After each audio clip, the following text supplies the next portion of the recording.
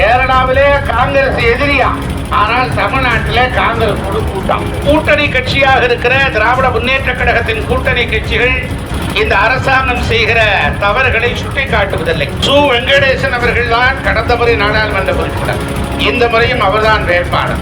எங்கேயாவது அவரை பார்த்ததுண்டா? பத்திரிகையில பார்க்கலாம், டிவியில பார்க்கலாம், அவ்வளவுதான். 23 பேர் கள்ளச்சாராய சாபம் மரணமடைந்திருக்கிறார்களே, விழுப்புரத்திலே போராட்ட களத்திலே குதித்தார்களா? மக்கள் என்ன சொல்லுகிறார்கள்? இடதுசாரி வடதுசாரி ஐயாம் சாரி என்று சொல்லுகிற அளவுக்குத்தான் இந்த கம்யூனிஸ்டுகள் இருக்கிறது.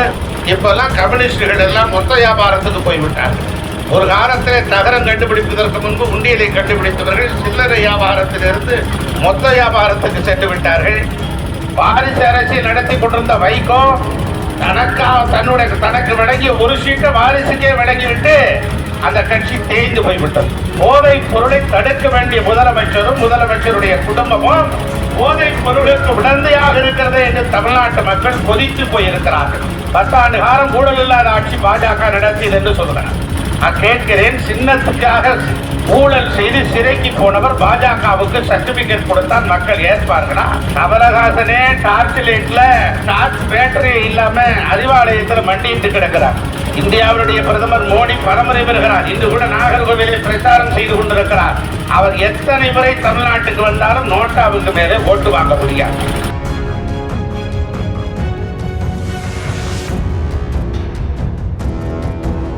இந்த ஆட்சியின் மீது இருக்கிற அவரம், இந்த ஆட்சியின் மீது இருக்கிற அதிருப்தி, கூட்டணி கட்சியாக இருக்கிற திராவிட முன்னேற்ற கழகத்தின் கூட்டணி கட்சிகள் இந்த அரசாங்கம் செய்கிற தவறுகளை சுட்டிக்காட்டுவதில்லை.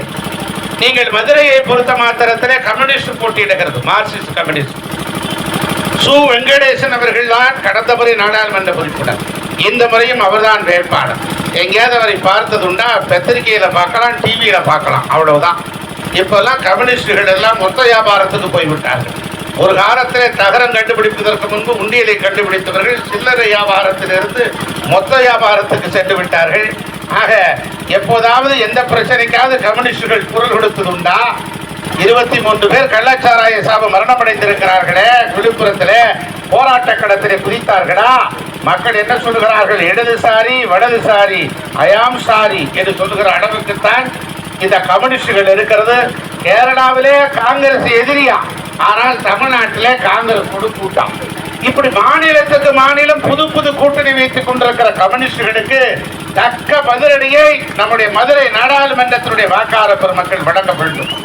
ஆகவே இது போன்று இருக்கக்கூடிய அரசியல் பச்சோந்திகளை நீங்கள் இந்த தேர்தல் நேரத்தில் அடையாளம் கண்டு மரணடி கொடுக்க வேண்டும். கம்யூனிஸ்ட் கட்சிகள் இன்னும் எழுந்திருக்க முடியாத அளவிற்கு நம்முடைய அருமைக்குரிய வேட்பாளர், அன்பான வேட்பாளர், பண்பான வேட்பாளர், குறிப்பிட்ட கரங்களுடனும் சிரித்த முகத்துடனும் வருகிற மருத்துவர், மிகச்சிறந்த எம்டி படித்திருக்கிற டாக்டர், பெரிய மருத்துவமனையை வைத்திருக்கிறவர், பழகுவதற்கு இனிய பண்பாளர், இந்த பகுதி முழுவதும் அவருடைய உறவினர்கள் தான். இந்த 2 கோடி தொண்டர்கள் அண்ணா திராவிட முன்னேற்ற கழகத்தின் உறவினர்களாக பெற்றிருக்கிறார். ஆக இப்படிப்பட்ட டாக்டரை நாம் நாடாளுமன்றத்துக்கு அனுப்பினால்தான் அவர் சிறந்த முறையிலே நாடாளுமன்றத்திலே பணியாற்றுவார். வெங்கடேசன்லாம் எழுதிக்கிட்டே இருக்கணும், அதனால அவருக்கு கொஞ்சம் ஓய்வு கொடுங்க.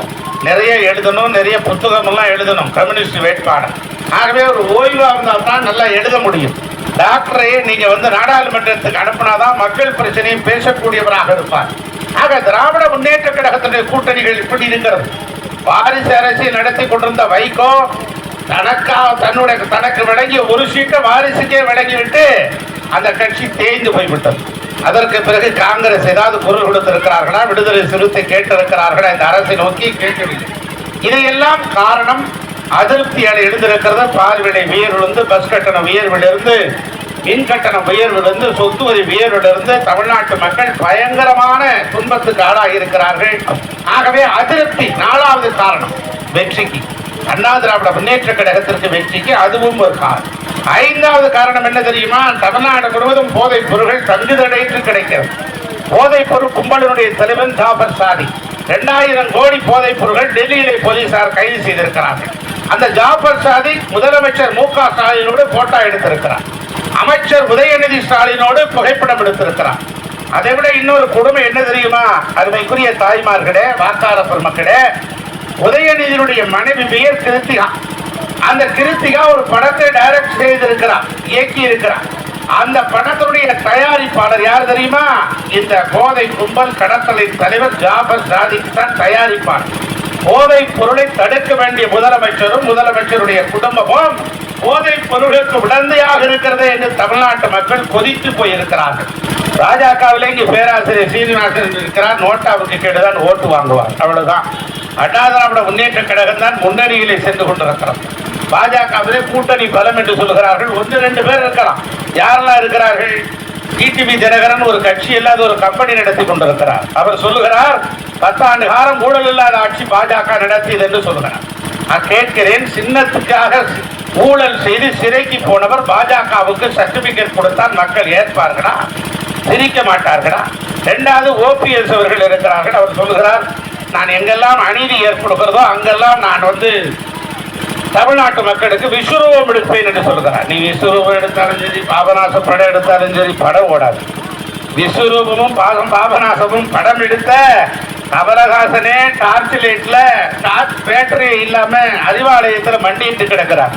ஆகவே பெரியவர்களே, தாய்மார்களே, இளைஞர்களே, தம்பிமார்களே, அண்ணா திராவிட முன்னேற்ற கழகம் தான் சரியான தீர்வு என்பதை நினைத்து பார்க்க வேண்டும்.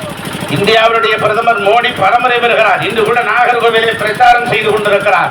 அவர் எத்தனை முறை தமிழ்நாட்டுக்கு வந்தாலும் நோட்டாவுக்கு மேலே ஓட்டு வாங்க முடியாது. அவர் சொல்லுகிறார், மோடி உத்தரவாதம் என்று சொல்கிறார். சப்சீஸ் மோடி கா கேரண்டி என்று இந்தியிலே சொல்கிறார். சப்சீஸ் மோடி கா கேரண்டினா என்ன அர்த்தம்? மோடியின் உத்தரவாதம் என்று சொல்கிறார். மிக்சி கிரைண்டர் வாங்கினீங்கன்னா 6 மாசம் 1 வருஷம் கேரண்டி தருவாங்கல்ல, அது மாதிரி சொல்லுகிறார். நான் அவருக்கு இந்தியிலே பதில் சொல்லுகிறேன். आपका तमिलनाडु में பக்காட்டர் நெய்ய பக்கா டால்கே என்று சொல்லுகிறேன். இந்த தமிழ்நாட்டில் உங்க பருப்பு வேகாதுன்னு அர்த்தம். தமிழ்நாட்டில் பாஜக பருப்பு இங்க வேகாது. இங்க அண்ணா திராவிட முன்னேற்ற கழகம் தான் மகத்தான பேரியக்கமாக இருக்கிறது. இதுபோன்ற செய்திகளை மேலும் தெரிந்து கொள்ள எங்களது யூடியூப், Facebook மற்றும் Twitter ஆப்களை சப்ஸ்கிரைப் செய்யவும்.